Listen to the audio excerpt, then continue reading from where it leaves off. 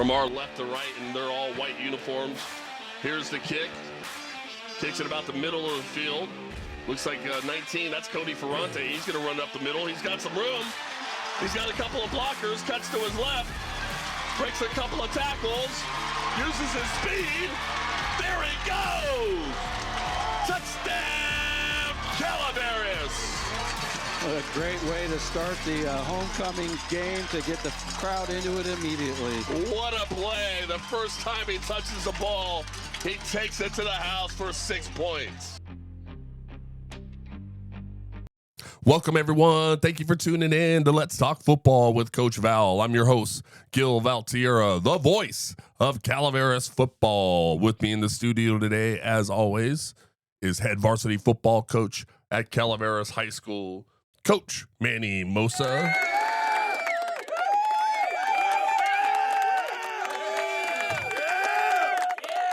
Coach, welcome. Thank you for being here. Yeah, thanks for having me. You got it. So it's game day. We got back at Frank Meyer Field. We got this Millenium team coming from Tracy, making the drive up the hill. We'll get into more of that a little bit later.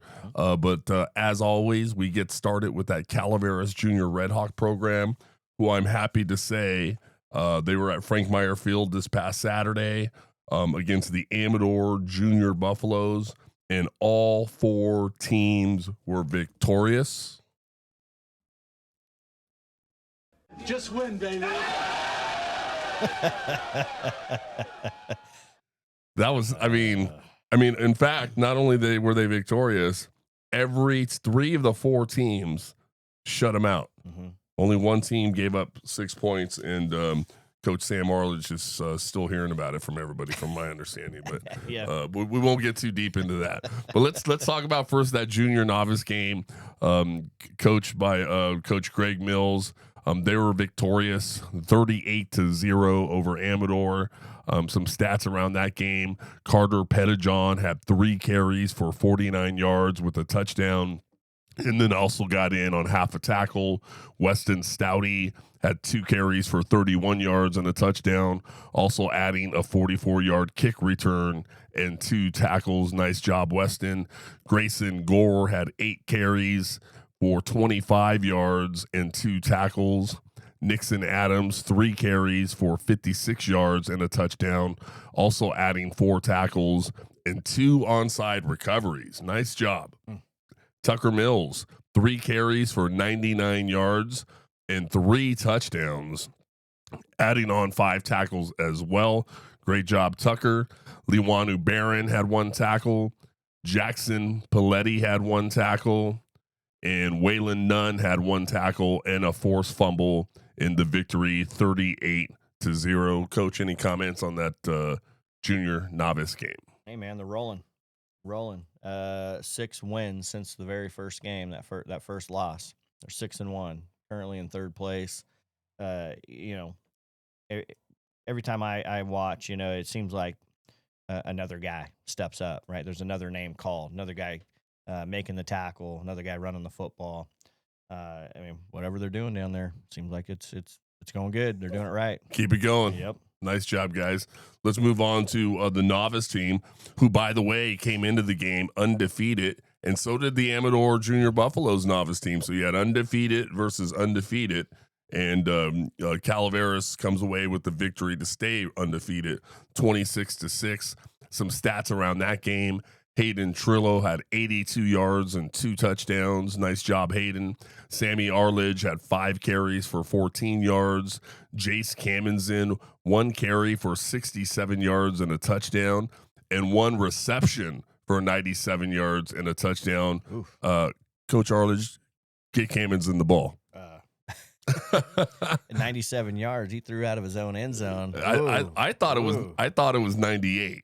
They have it down for 97. I thought it was 98. Tell you what, Coach. And I'll tell you what, Coach Arledge was hot because a flag came flying out, and he thought it was going to get called back, but luckily it was just a sideline warning.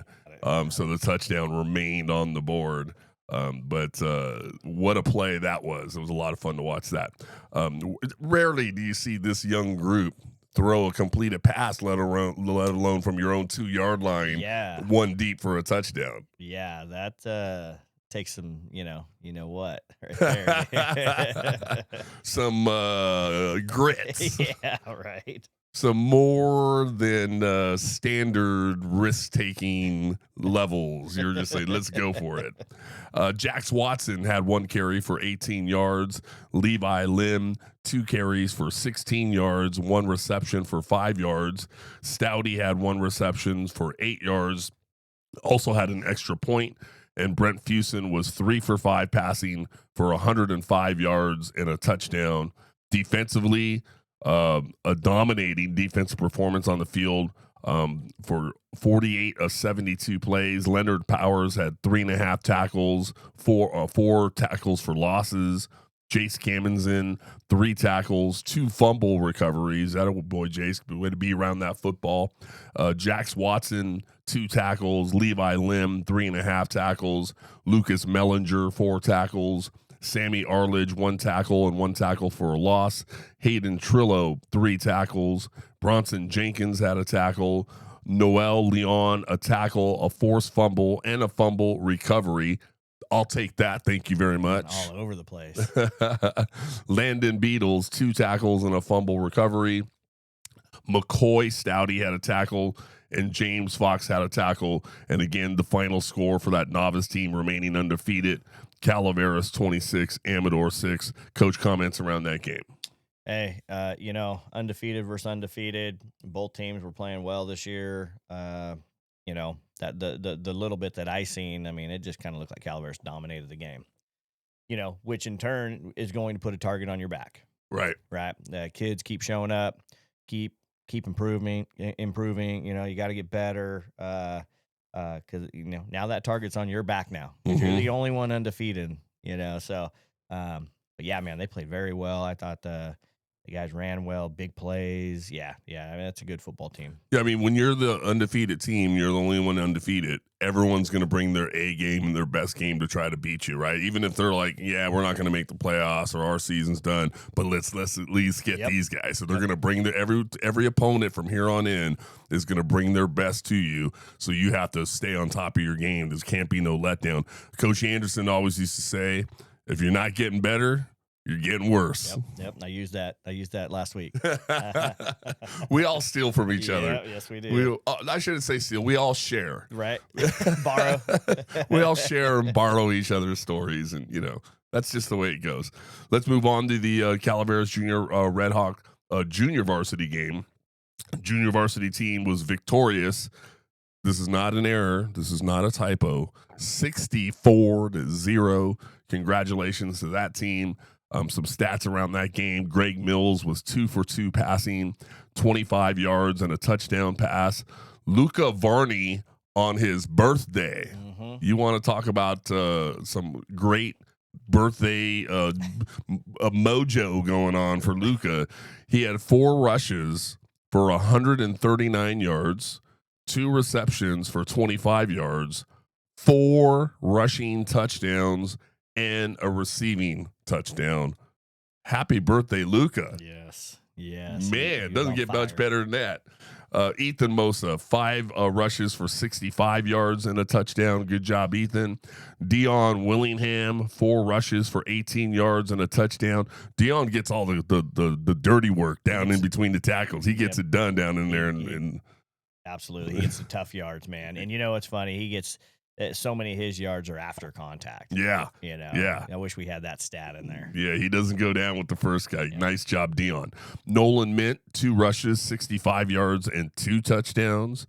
Nice job. Get that boy the ball some more. Who calls the offensive plays, Coach? Waylon Hill, 2 rushes for 18 yards.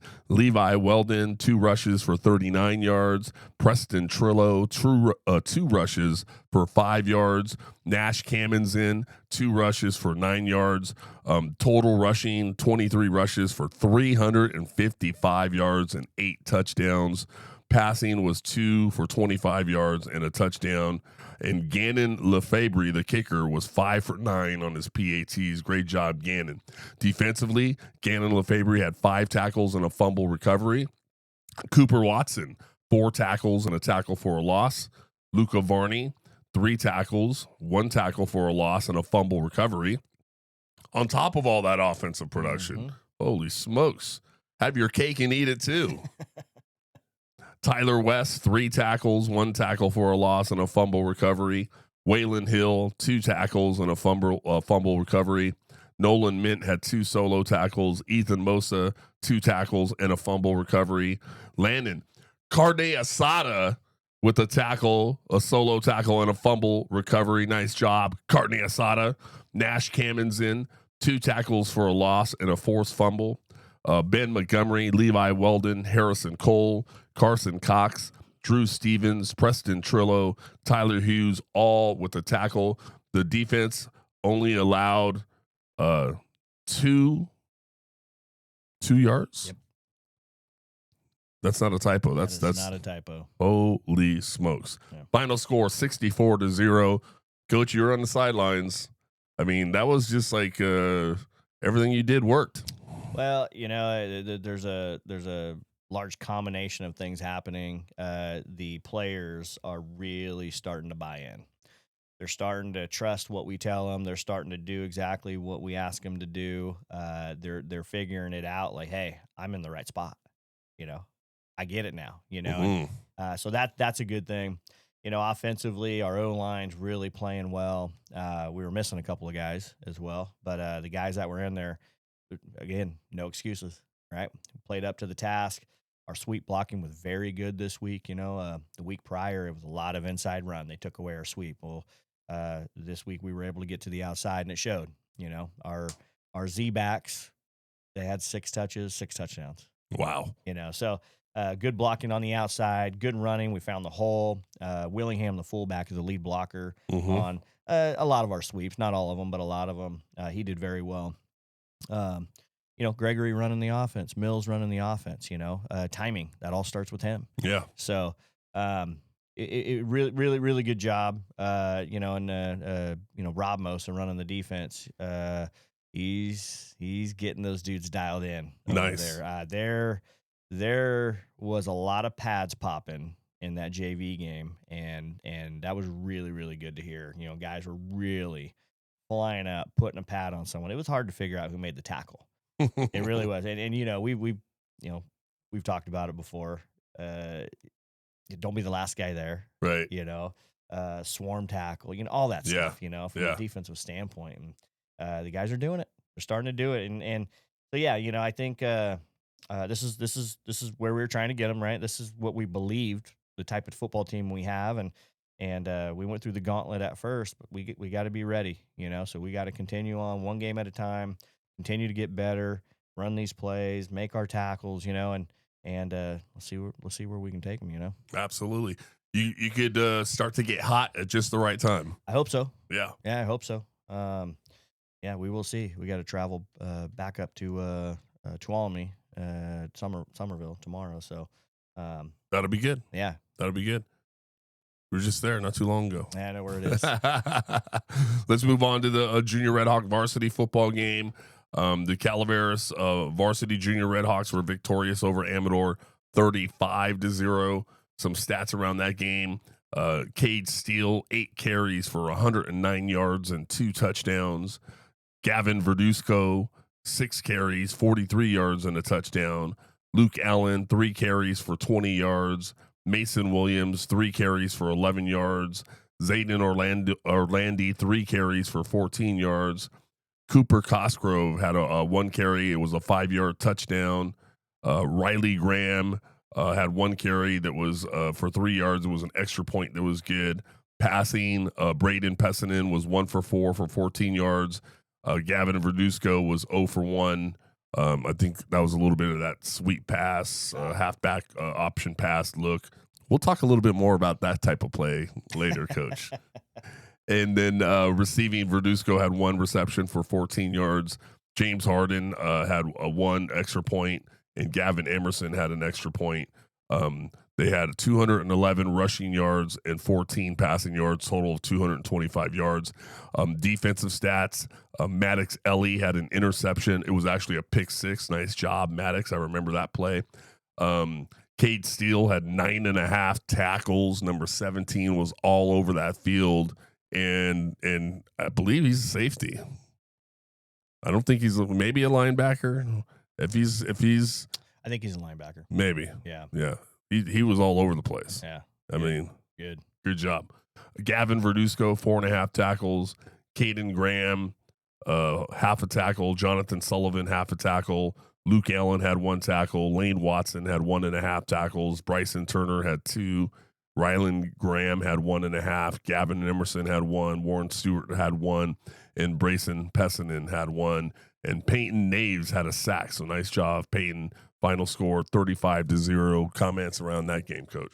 Nice, man. That's good. It was good. They needed it. Yeah, they needed it because they're not far. They're not far away, you know. And sometimes you need one of those games to get things rolling. So hopefully this is one of those games for them. Yeah, you bet. So moving on to the high school, the Calaveras Redhawks traveled up to Tuolumne to Somerville High School, and the junior varsity team lost to Somerville 21-7. I'm sure Coach Tapia and Coach Pops will regroup, get those guys going for next week against Millenium. And then the varsity Redhawks in what was the biggest Motherlode League game of the year thus far.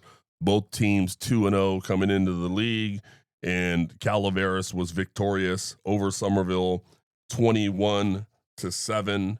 Let's talk a little bit about the stats in that game.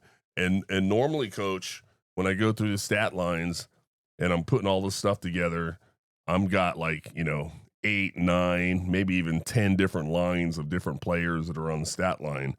And this week, it was pretty short. It was pretty concentrated on what you were going to do. Yep. And I'll show you as an example. So Peyton Long, who is the backup quarterback because Colin Curran has an injury and was unable to dress out and go. Peyton Long was 1 for 1 in his passing. He was 1 carry for 3 yards rushing. Number 7, Enrique Hernandez, had 1 reception for 7 yards. He had 91 rushing yards. And I know that carries is wrong. He had more than 21. 21, yeah. 21 carries for 91 yards. Clifton was 14 carries for 88 yards rushing, and he was 0 for 1 in passing. And we'll talk a little bit more about that in a second. And then Paulson, number 33, the big fullback, 21 carries, 76 yards, and 3 rushing touchdowns. Now, Coach, in the pregame for KVGC radio call, Greg and I talked about Curran being hurt, coming into this game, which is by far the biggest Motherlode League game of the year against, at the time, the Division I, number 1 ranked Division I team in Somerville at home. They were ranked number 1. They had, the defense was playing great. The offense was playing great. They were doing everything right. Obviously not ideal to come into their field without your starting quarterback, but your guys were ready. And it was one of those games where it's like, yeah, we're going to run, but try to stop us. And they had problems stopping you guys. Tell us a little bit about the game plan going in and a little bit about what you saw, especially in that first drive. Their kicker is a phenomenal kicker, so there was going to be no run back. You were going to have to take that thing 80 yards if you were going to, start off after they kicked it off, which is exactly what you did on that first series. Yeah. Yeah, look, we preach no excuses, and the kids, they live it. They took on this challenge from the first day, from Monday, and it's let's go get them, right? I mean, we know we got our backup quarterback. Let's go to Somerville. Which going to Somerville is not the easiest task, right? They do have a home field advantage. I don't care what anyone says. It's out there, and man, the guys, they were ready. They were ready. They were not fazed by anything. They knew what the game plan was. They knew, like you said, we're going to get the ball in our own 20, probably the entire night. Mm-hmm. And they were totally fine with picking up 3 yards a carry, 4 yards a carry. They were fine with it. They were not looking for the big play, and it showed. And it showed. I thought Peyton Long did a fantastic job running the offense because it's not the easiest of offenses to run when it comes to the timing and what we do, misdirection. And I felt like he ran it about as well as he could have run it with the limited amount of time he's gotten. Sure. Did a fantastic job. the backs always fell forward. They never went backwards. I mean, it was smash mouth running. Come tackle me, you Right. know, and they did. You know, Somerville brought it, and yeah, you know, during the game, I don't pay attention a lot to personnel and how many times people carry the ball. We kind of just I call what I feel is going to work. Mm-hmm. It just so happened it was fairly even across the board in It terms was. of carries and yards, and yeah, you know, I got to be honest. When Cody, you know, when he looks to me at the sideline and yells at me, I got it. Okay, I'm gonna give you the ball. Go get it. You know, Mm-hmm. and he hasn't failed me yet. Yeah. Knock on wood. Yeah, he's hard to break down. He's a load. Yes. And then he get him upset or get him like very determined where he's like, I'll get this. Then it's like, oh boy, you might as well add another 50 pounds to him. which, you know, and I think all the guys played a little pissed off. Yeah. You know, and that's okay. They maintained their composure. Yeah. But Be yeah, pissed off between the whistles. exactly. Yeah, yeah. So couldn't be more proud of everybody on that football team, how they handled themselves, how they played. Yeah, probably one of my most proud moments as a coach in general, let alone a head coach of a football team, and how they played and handled themselves. I thought they really made us coaches feel like we're doing something right, Right. you know, and that's a good feeling. Well, I couldn't agree more, and my hat's off to you and the rest of the coaches on that coaching staff, because how that game progressed and the amount of penalties, unsportsmanlike conducts and personal foul type penalties that Somerville started to perform out there, and for none of the Calaveras players to respond in kind is not something that's just done by accident. It's something that is a culture and that is taught. And my hat's off to you and the rest of the coaching staff, because that's not just done. A 17-year-old doesn't decide on his own that after you hit me and cheap shot at me that I'm not going to not respond in kind. He has to be taught that. And so my hat's off to you guys for that. Yeah, appreciate it. And I'll tell you, you got to have the right guys too. You know, we have a very confident bunch. They're not cocky. They're very confident. They knew they could get the job done if they didn't shoot themselves in the foot. Right. And that's exactly what they did. Right. And I'll tell you what, defensively for Somerville, it had to be extremely frustrating, because they knew, okay, they don't have their quarterback. They're going to run the ball. You know, they've got 33, they've got 7, they've got 22. We know who's going to get it. And the most frustrating thing for any football team, especially a defensive side, is when you know exactly what's coming, but you still can't stop it. And that is just the most frustrating thing ever. It's like, here it comes, but I can't stop it. Yeah. And it's gratifying for the offense, and it's frustrating for the defense. And it's just, I mean, it was pretty awesome to watch. From the team stats perspective, rushing, Calaveras had 258 yards rushing. Somerville had 137. In passing, Calaveras had 7 yards. Somerville had 63. In turnovers, second week in a row, Calaveras 0, and Somerville had 1. And then in penalties, this is folks, I promise you, this is not a typo. Calaveras had 5 for 30. Somerville had 15 penalties for 210 yards. Now, let me put that in perspective. Total offense for Somerville was 200 yards. So they had more penalty yards than they had offensive yards. And Coach, I've been around this game for a very long time, and I've never seen anything like that in my entire life. Yeah. It was just absolutely bonkers to even fathom that. Is this really happening? Yeah. Is this a joke? Is this really happening? You're not going to win very many games. No. With that many penalties. No. I mean, it's not going to happen. And look, we got the film. We've seen the film. I've talked to other coaches. It was not a surprise. Right. It really was not. 210 yards does not surprise me one bit. We had a very good crew out there. You know, a lot of stuff happens behind the play. A lot of times the crews aren't looking behind the play, right? They're looking at the play. Where's the ball? Spotting the ball, things like that. Right. Yeah, we always complain about officials when we maybe don't get the call. I felt like these guys did a very good job controlling the game. And look, they missed a few too. Sure. A couple of blatant ones, but hey, you can't see them all. Right. You know. Yeah. Again, I a lot of penalties, and what I like is we capitalized off those, in terms of not necessarily scores, but stops. Right. Sure, you want to shoot yourself in the foot? Great. Thank you. 2nd and 55 or whatever it was. Okay. Well, we're going to make you have to, we're going to go ahead and drop back, and we're going to make sure you don't get a big play on us. And a lot of those yards come from that, a lot of those yards come from coach, put them in more of a prevent defense and let them run the ball 15 yards and make a tackle, rather than give up that big play. Sure. So I really felt Coach Clark, he outdid himself this week. Defensively, I felt like our defense was more prepared than they've been all year long. The defense played great. I mean, number 3, Leverus, quarterback, he's dangerous on his feet when he runs. There was a lot of, planned quarterback runs, and he struggled because of how good that defense played. Well, and the guys, man, they nobody was sitting around waiting for somebody else to hit the ball carrier. They were trying to. It was like a race, honestly. I'm going to beat you to the ball carrier. I'm going to hit him before you hit him. It was kind of like a game, right. And you've said it before. There was a lot of times where our guys got there and they got there in a bad mood. Yeah. And they put a pad on them. Yeah.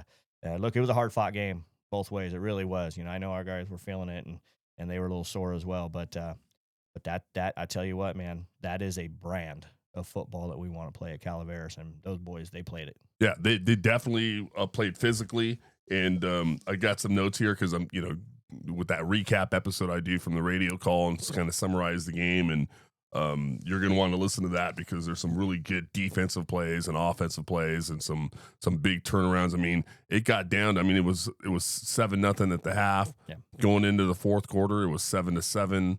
Then, Calaveras got up, missed the extra point. It was 13-7. There was only about 6-7 minutes left. Somerville had a chance, and then they turned the ball over. Yep. And then from there, I felt like the momentum had changed so much that's when I felt like that's when Somerville really kind of lost their minds and all these penalties came. And I thought, all of that must have happened in those last 7 minutes. Then I look and go, no, they had 95 yards worth of penalties at halftime. Yeah. And that's almost half of the 210. So it was kind of spread out through the whole game. It wasn't just in the fourth quarter, although when you were there, it kind of felt like they all kind of happened in that fourth quarter after when they realized that they were kind of going to lose the football game. Yeah. And it seemed like that's when more of the blatant stuff happened. But I had some notes in here that I was writing down about how physical the football game was. But the difference was that Calaveras was physical in between the whistles, and Somerville was physical kind of after that. So big difference there. Any last comments on that game before we move on, Coach? No, you know what? That game's done. Put it in the books, and we move on to the next one, which is Millenium. So got to get prepared for those guys. Absolutely. So I had the opportunity to talk with the starting offensive lineman that played against Somerville this past Friday, and let's hear from what those guys had to say. Go and talk. Yeah, talk. My name is Jordan Lyles, number 50, right guard. Nathan Kavanaugh, number 55, center. Landon Patrick, number 44, weak side, tight end. Red Brock, number 53, strong tackle. Ike Chance, number 76, left tackle. Michael Crandall, number 52, weak side guard. Number 20, Corey Castle, strong side tight end. All right, so we're here today with the offensive lineman that started against Somerville this past Friday night, and instrumental in getting the W. So my first question, guys, thanks for taking a few moments and introducing yourself. Appreciate it. My first question is you guys rushed for 258 yards against Somerville, who was, the number one team in Division 7. They won the state championship last year. They knew your starting quarterback was hurt, and so, they knew that you were going to have to run the ball, and then to still get 258 yards rushing on them. How'd that make you guys feel as far as being able to kind of dominate against a team like that? Anybody? I think for me, it felt really great. Just running all over them with all the trash talk they were doing, everything that happened. I think it was an awesome experience for me anyway. Okay, buddy. Who else? Red? I think it made the whole team feel empowered. It just made us feel more confident that we could all work really hard despite being somewhat disadvantaged. I think that shows a lot about our hard work mentality in Calaveras. All right. Anybody else? Corey, you look like you got something to say.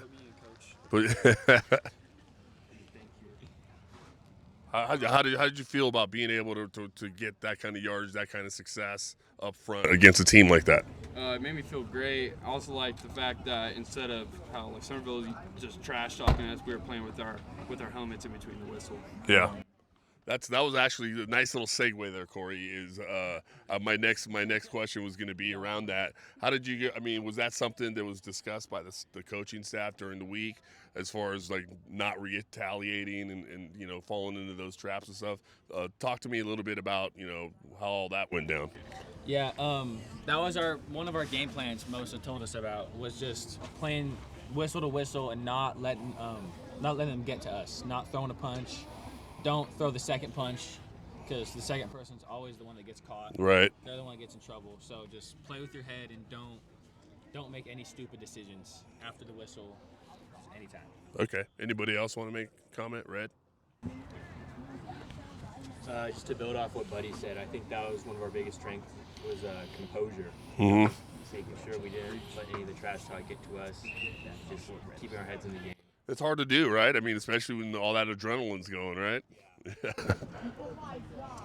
To branch off of what Red said, playing them from previous years, we know they like to trash talk, so I think that it was good that we maintained composure and that we didn't retaliate at all. All right. Now, you guys, my next question is around, have you guys talked to each other about, I mean, you got 3 games in league left. You got Millenium coming to Frank Meyer Field this Friday. You've got Big Valley, and then you got Linden, and then playoffs start. So have you guys spoke amongst each other or even within the team about what you think this team is capable of moving forward for the rest of the season? Yeah, we've talked as a team. We're trying to shoot for section, if not state. That's what we want. We believe we can achieve that with the skill we have and the man we have.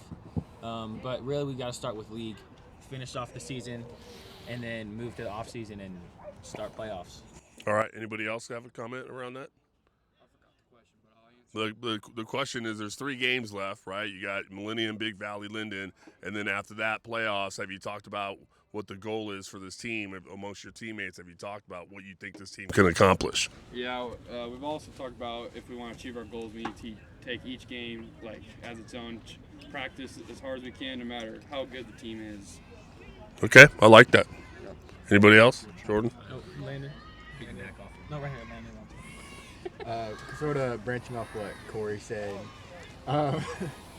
Yeah, I feel like we could do a lot with it, and taking each game as it's sort of like going against Somerville. It's one of the big games, take every game with every advantage we can. What about Linden? I think we're gonna beat Linden for sure. All right. Jinx us, bro. We're tough. Knock on wood. But Okay. To piggyback off of what Landon says, I think if we just really work hard all week, we could for sure beat them. Okay. Well, any last comments about anything up front? I know Coach Anderson's worked you guys pretty hard to get you ready and feeling pretty confident. 3-0 in league, 3 more games to go, and then start that playoff run. Any last words you want the Calaveras faithful out there, all the fans that come out and see you guys on Friday night? Any words for them? I love you, Mom. All right, the Corey Castle loves his mama like the water boy. I think if we all just work together and stay dominant as an O-line, that we'll dominate this Friday. If we get enough water breaks throughout the week, we could do a lot. To branch off of what he said, I think that if we all do our jobs, we can make it to playoffs, and then from there, All right. sections. All right. Hey, I appreciate your guys' time. I look forward to seeing you guys play on Friday. I'll be calling the game on KVGC radio for you guys. So go out there, kick some butt. Good job. All right. Thank you. Yep. Thank you. All righty, thanks, Coach. Yep. We'll see you Friday. All right. All right, so now I want to say a big thank you to our KVGC radio quarter sponsors, MRM Stone, Harley Davidson of Sacramento, Treats General Store over in San Andreas, and the Paver Company. Let's hear a word from them right now, and then we'll be right back. MRM Stone has over 1,000 natural stone selections, fabrication services, and delivery available. Stop on by 2173 Highway 12 in Valley Springs or go to mrmstone.com. Give us a ring at 209-763-5761. MRM Stone, your masonry and landscape stone supplier.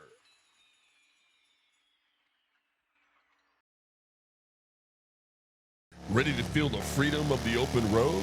Learn to ride at Harley Davidson of Sacramento. Our riding academy is now open 7 days a week. Whether you're brand new to riding, getting back on the bike after some time away, or just want to sharpen your skills, we've got a course for you. You'll learn everything from mastering the controls to riding the curves with confidence. It's also the perfect gift for a new rider in your life. Sign up today and let us get you rolling. We'll even help you register for an upcoming class when we return to the line. Harley Davidson of Sacramento, where your journey begins.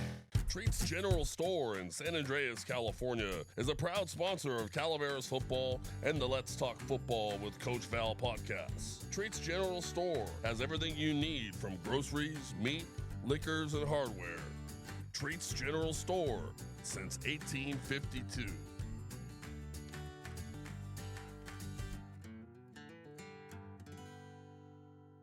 Attention football fans and backyard dreamers. Game day is better when your home turf is just as impressive as the one on the field. The Paver Company is here to turn your yard into the ultimate outdoor paradise. Perfect for barbecues, watch parties, and relaxing evenings. Locally owned and family operated by the Biondi family, we bring championship level craftsmanship and a personal touch to every project. Make your yard the one everyone talks about. Visit thepavercompany.com or call 916-222-8844 to schedule your consultation. Let's turn your backyard dreams into reality with the Paver Company. MRM Stone has over 1,000 natural stone selections, fabrication services, and delivery available. Stop on by 2173 Highway 12 in Valley Springs or go to mrmstone.com. Give us a ring at 209-763-5761. MRM Stone, your masonry and landscape stone supplier.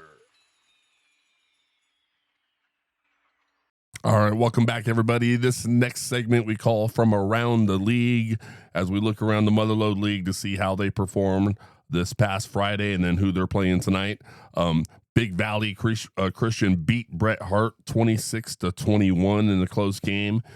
Tonight, Big Valley will travel to Riverbank. That's scheduled for a 7 p.m. kickoff. Bret Hart lost to Big Valley 26-21. They'll be back at home, and they have Linden coming to town. So it'll be Linden at Bret Hart. That's scheduled for a 7 p.m. kickoff. Linden last week beat River Islands 32-20. And as I just mentioned, Linden will be at Bret Hart. That's a 7 p.m. kickoff tonight. Millenium lost to Riverbank 36-0. And it doesn't get much easier for Millenium as they'll come up to Frank Meyer Field tonight. And Millenium will be at Calaveras. And that's for a 7 p.m. kickoff. Riverbank beat Millenium 36-0. Big Valley's at Riverbank, 7 p.m. River Islands lost to Linden. They'll play host at home to Somerville, so it'll be Somerville at River Islands. That's a 7 p.m. kickoff. Obviously, Somerville just lost to Calaveras 21-7, and then now they'll head over to River Islands, and then of course Calaveras beat Somerville, and they'll be home for Millenium. Coach, any comments around any of those league games and league action? Yeah, I mean, starting to see things shake out a little bit. You know, that Big Valley Bret Hart game looks pretty good. Mm-hmm.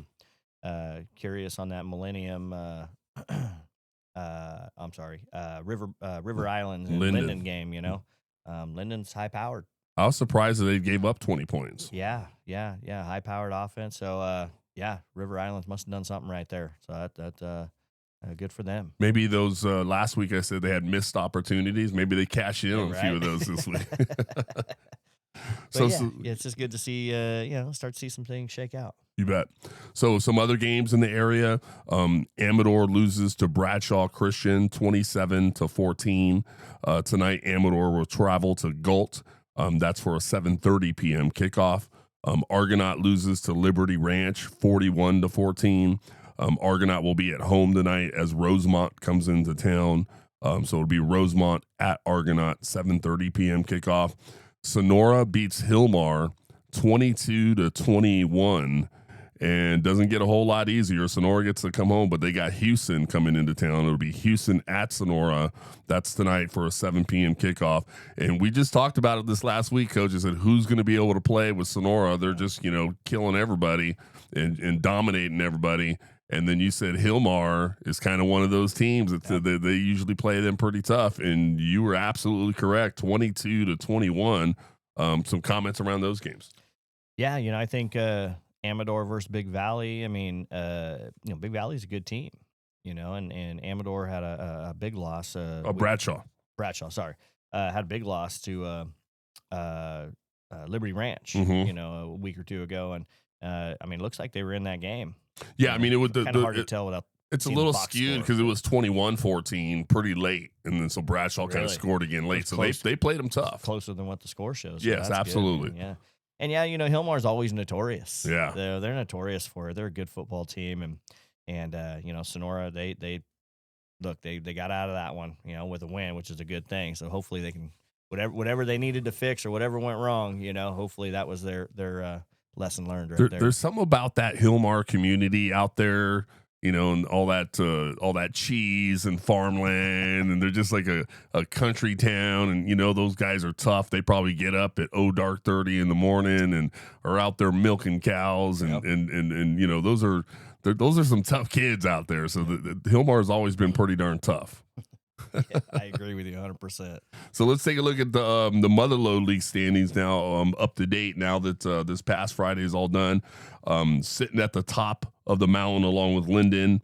Calaveras is 4-2 overall, 3-0 in the Motherlode League. Linden is 4-2, 3-0 in the Motherlode League. Somerville is 4-2, 2-1 in the Motherlode League. Big Valley 2-4, 2-1 in the Motherlode League. Bret Hart 2-4, 1-2 in league. Riverbank 2-4, 1-2 in league. River Islands 1-5 overall, 0-3 in league. And Millennium 0-6, 0-3 in league. Any comments around the Motherlode League standings? Yeah, no, it obviously it's always nice to see your name on top, so that's a good thing. But yeah, we're only halfway through. Right. We got 3 more games, so still a job to do. A lot of things happen. The weather cools down, dew on the grass, maybe even some rain. So you got to be prepared for everything. It's not just X's and O's. You got to be prepared for the elements. You got to be prepared for injuries. You got to be prepared for anything that may happen. Sure. So I know being an ex-coach myself and coach, you're like, hey, let's just go 1-0 this week. Let's focus on what's the task at hand. Yep. But, now that I'm no longer a coach, I'm allowed to look ahead a little bit. And I look towards a few weeks from now, in 3 weeks on October 24th, Linden comes to Frank Meyer Field and can't help but feel that that might be the next big game, just like the Somerville Calaveras game was. Yeah. So we shall see. Of course, you got to handle business for the next couple of weeks, right? Exactly. So let's move on to our next segment, which we call Next Level Action. Delta out of Stockton was on a bye week. Tomorrow on Saturday the 11th, they'll be on the road at Contra Costa. So that's Saturday the 11th, 1 p.m. kickoff. Delta is 3-2 on the year so far. So nice little turnaround for Coach Barlow and the Delta Mustangs. As last year they're 0-11. So far this year, they're 3-2. Modesto Junior College was on a bye last week as well. On Saturday the 11th, Fresno will come into Modesto at MJC for Saturday the 11th, 1 p.m. kickoff. MJC is 3-2 on the year. Sierra College was also on a bye. A lot of buys in those junior colleges this past week. College of the Redwoods will be at Sierra College on Saturday, the 11th, 1 p.m. kickoff there. Sierra so far this year is 1-4. UC Davis beats Cal Poly 34-27. UC Davis is looking good. This Saturday, the 11th, they'll have a 4 p.m. kickoff. They'll be at home as Northern Arizona comes into town. Northern Arizona at UC Davis, Saturday the 11th, 4 p.m. kickoff. So far, UC Davis is 4-1 on the year, and they're 2-0 in their conference play. Sac State was on a bye. Sac State will head up on the road tomorrow on the 11th. They'll be at Weber State. That's scheduled for a 5 p.m. kickoff. And so far this year, Sac State is 2-3, and they're 0-1 in conference play. And then Cal, the California Golden Bears, lost to Duke 45-21. That was disappointing. Welcome to the ACC. I guess Duke does play football. And this Saturday, probably a much needed bye week for Cal. The quarterback What's his name? Sagapulotele. Okay. But they call him JKS because his whole name is Javon Kiawu Sagapulotele. JKS. So now the announcers just go, nice throw by JKS, because they get tired of saying Sagapulotele 12 times in a game. I don't blame him. Yeah. I'd give him a nickname too.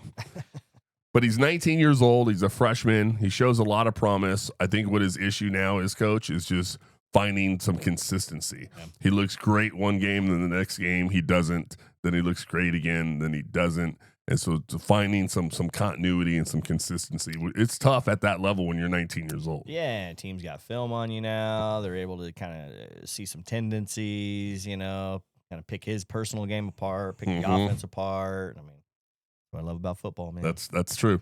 So Cal falls to 4-2 on the year. They'll have a bye this week. Interesting note, when they come back next week, guess who comes into Berkeley to play Cal at home? The University of North Carolina, and everybody thinks he's coached by Bill. They're coached by Bill Belichick, but I think they're coached by Bill Belichick's girlfriend. I think. So there's going to be a lot of hype and a lot of media attention around Bill Belichick coming back to the Bay Area as the University of North Carolina will take on the Cal Bears. That'll be next Saturday, so that'll be an interesting one for sure. Any comments on that next level action, Coach? No, a lot of buys, man. A lot of buys. Let's get to playing some football. I'm with you on that one. I like it. All right, so let's talk about this week. Somerville game's over. It's always tough coming off a big win, a big game. Emotions are high. Tensions are high. Yeah. Everybody's focused on it. Let's go. And then, all right, that's over now. There's a big exhale. And then it's like, oh, wait a minute. We got another team coming in this week. We got to kind of hit the reset button and get going again.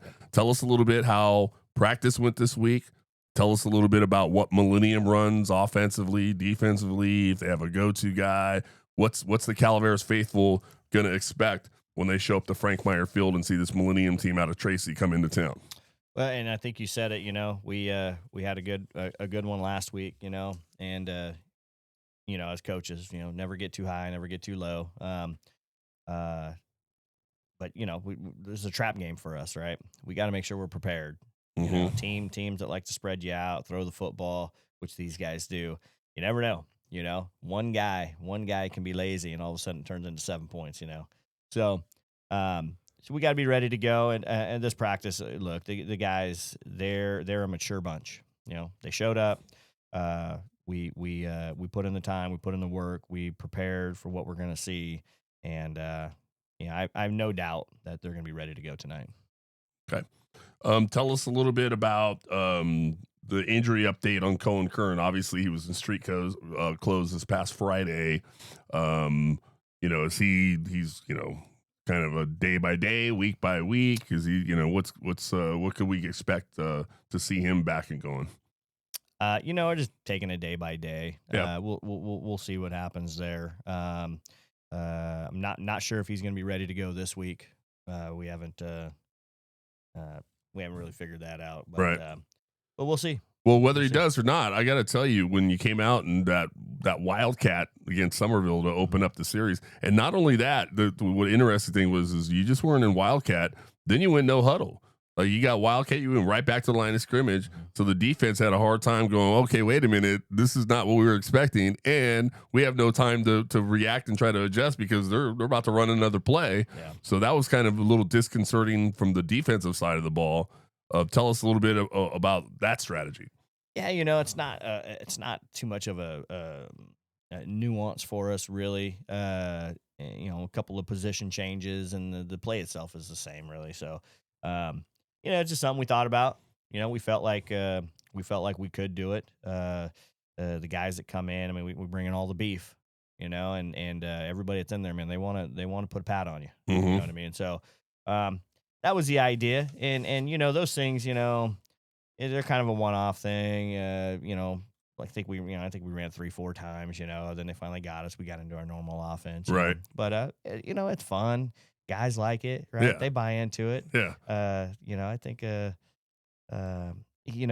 for me, I don't do a lot of things like that. I'm very vanilla, if you will. Conservative. Yeah. So it was fun to work on it and to see it run in the game as well as it was ran. And look, anytime you can bring in all these dudes that want to hit you, and number 7, is carrying that football. I mean, hey, okay. Yeah. I'm okay with that. You're giving yourself a good chance. Yeah, right. I got to tell you, I know you're out in the field, so you don't hear, but until after the fact, when because I know you probably hear all the recaps because you want to make sure I'm not saying anything bad about you. But Greg Stark, I kept saying Wildcat, and he renamed it, and he said, no, it's the Wild Hawk. So from now on moving forward, if you continue to run it, it's the Wild Hawk formation. Changing right now in the playbook. But yeah, I mean, that number 7, Enrique Hernandez, 235 with his speed, lining up there at quarterback and taking the snap, and then those guys up front. I talked with Coach Anderson, and he had Landon Patrick, Ike Chance, Michael Crandall, Buddy Kavanaugh, Jordan Lyles, Red Brock, and Corey Castle all sharing time up in their line, just moving guys and giving 7 some room. And he don't need a lot of room, but you give him some room, and like you said, 3.5 yards of carry and grind and grind and grind and grind. And that's tough for any defense to kind of try to keep up with. Yeah. Yeah, no, it worked out very well. On top of that, Owen Shahan's in, Colton Ray's in, Paulson's leading. I mean, it got a lot of dudes that those are guys that want to take it to you. Mm-hmm. So it's kind of fun to have all those dudes on the field at one time. You bring up Paulson. One of the things I noticed about him is obviously when he carries the ball, he's hard to bring down. He's 250 pounds. He's got good speed. He lowers the shoulder really low because he understands a lot of guys aren't going to try to hit him high. They're coming after ankle level. So he gets really low, and he just, barrels into guys and carries guys for yardage. I mean, if you tackle him at the line, he still gains 3 just because of his size.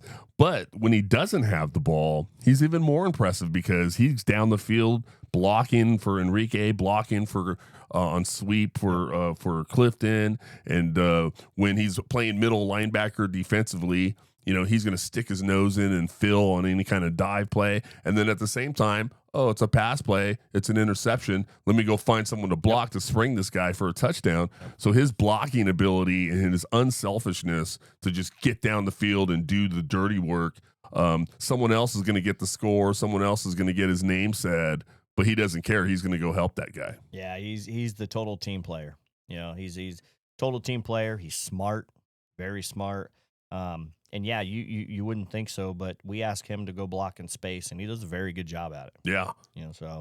And that's a dangerous combination because, I mean, I couldn't imagine if I were a corner or safety and I've got 33 running at me at 250 with 235 right behind him carrying the football, and I'm going, what is going on here? What do we call it? We call that a business decision, right? Yeah. That's when I go, Coach, I I maintained my outside leverage. I pushed him back in. Yeah, but you didn't make the tackle. I didn't even see the play coming at you. Yeah, so that's a tough combination, and he loves it. And he loves it. Oh, he loves the block, man. You know, I mean, I think he gets more joy out of a deke leader or pancake block than he does scoring touchdowns. Honestly, wow. You know, I love it. Yeah, that's a unique player to find someone like that. That's himself. So that's fantastic. Let's talk a little bit about number 11, Peyton Long, who like you mentioned earlier in this episode, he did a fantastic, admirable job in running that offense. Stark and I talked a little bit about in the pregame because it's not the first time this season he's been under center. In a few other games where you kind of had the game at hand, he went into the game to run the kind of the second string offense.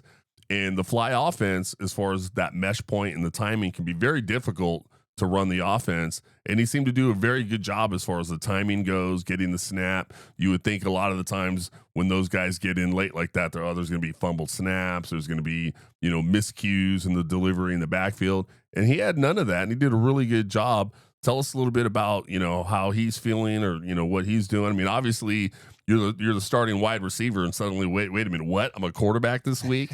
That's probably not the best news you've ever heard, but yet he took one for the team and did a good job. Yes, he did. He total team move, and he owned it from day one. We knew Cohen was going to be out, a week or two. We weren't quite sure at the time, but from day one he owned it. And he stepped in, and what I really like about the whole thing is he stepped in and he gave it 100%. He didn't come in and I don't really want to do that. He wasn't that type of that selfish player, right? Mm-hmm.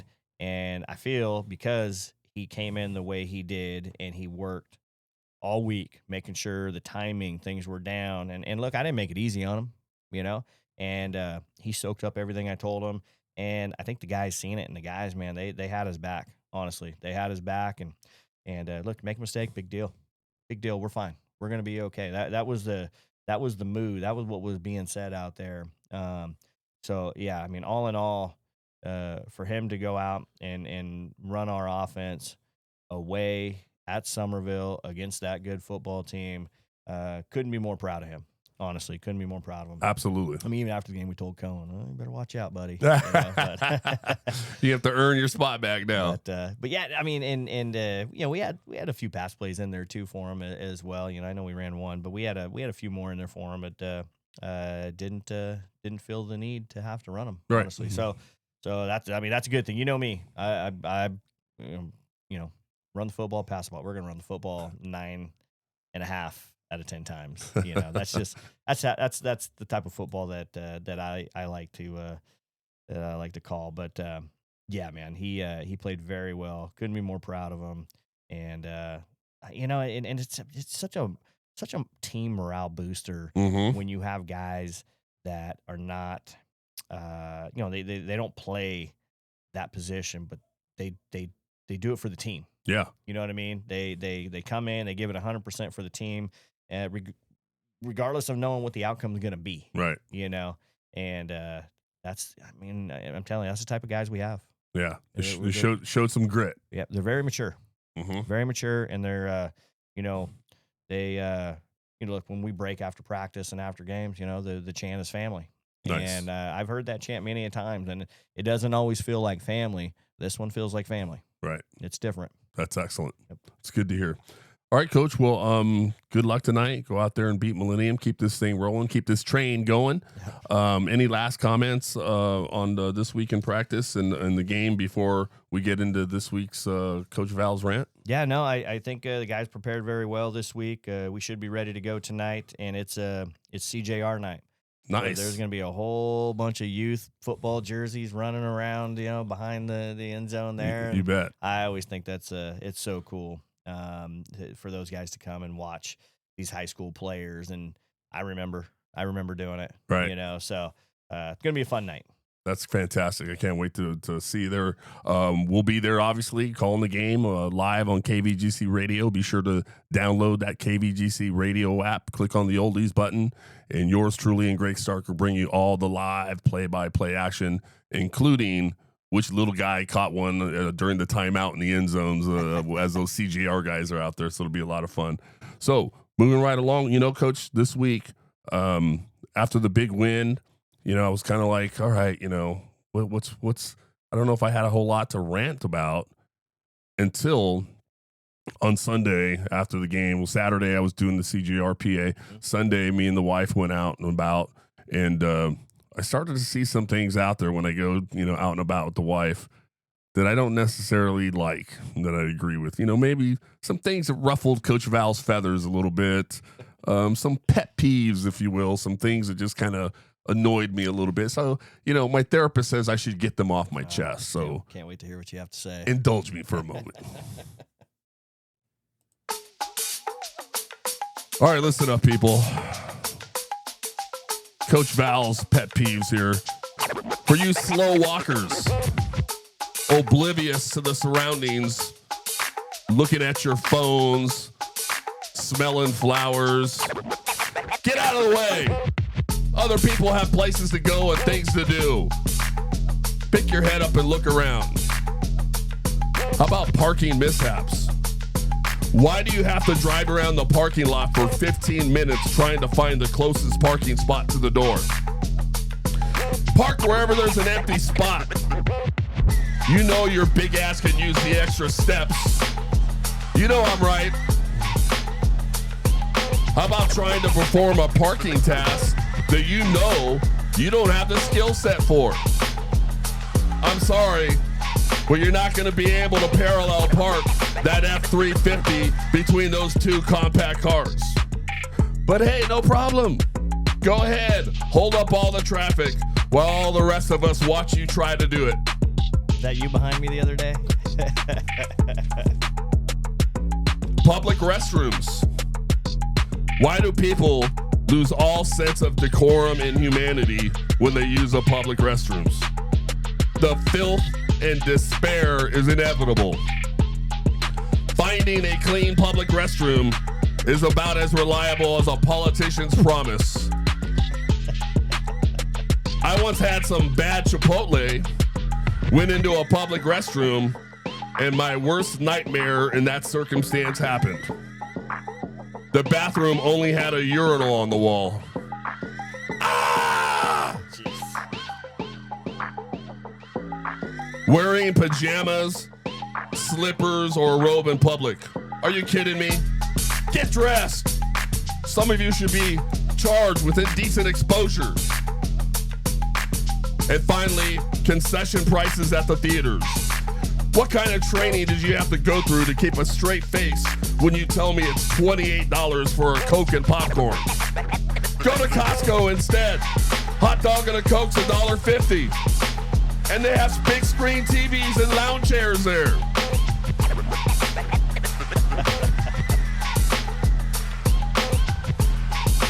Calaveras faithful, get out to the game tonight. Frank Meyer Field, 7 p.m. Millenium at Calaveras. Calaveras Redhawks football. Let's go!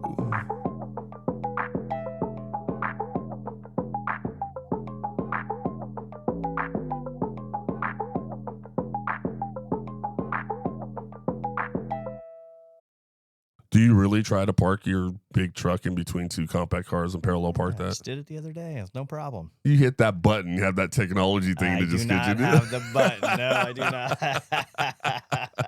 not. Are you sure? I see people do it, and I'm funny, standing there going, "Are you kidding me?" I'm like, "There's no way you're getting that thing in there." Yeah. It's not always easy. All right, folks. Hey, appreciate you listening out there. Thank you so much, Coach Mosa, for spending time out of your very busy schedule to come on out. Oh, thank you. And be sure to remind all your friends and family to follow Let's Talk Football with Coach Val on Facebook and Instagram. Brand new episodes every Friday during the football season. Be out there tonight. We'll see you out there. It's Friday night football at its best. Until next time, we are out. Quick public service announcement. Hot off the press, Millenium actually called and forfeited tonight's football game. There will not be a football game tonight at Frank Meyer Field in San Andreas at the normal 7 p.m. kickoff. Next game, Calaveras will be on the road in Modesto at Big Valley Christian Friday, October 17th, 7 p.m. We'll get more into that in next week's episode. From our left to right, and they're all white uniforms. Here's the kick. Kicks it about the middle of the field. Looks like 19, that's Cody Ferrante. He's going to run up the middle. He's got some room. He's got a couple of blockers, cuts to his left, breaks a couple of tackles, uses his speed. There he goes! Touchdown, Calaveras! What a great way to start the homecoming game, to get the crowd into it immediately. What a play. The first time he touches the ball, he takes it to the house for 6 points.